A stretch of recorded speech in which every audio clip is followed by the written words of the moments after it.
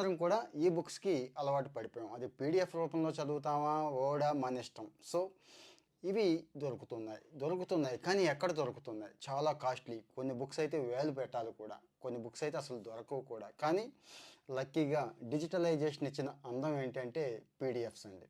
ఈ పీడిఎఫ్స్ని ఎక్కడ తీసుకోవచ్చు, ఐ మీన్ ఈ బుక్స్ ఎక్కడ ఫ్రీగా పొందొచ్చు అంటే మీకు తెలిసిందే. కొంతమంది గూగుల్ ప్లే బుక్స్ అంటారు, అమెజాన్ అంటారు, లేకపోతే ప్రాజెక్ట్ గూటెన్బర్గ్ అంటారు, ఇంకాస్త ముందుకు వెళ్ళి లిబ్బీ అంటారు, అంతే కదా.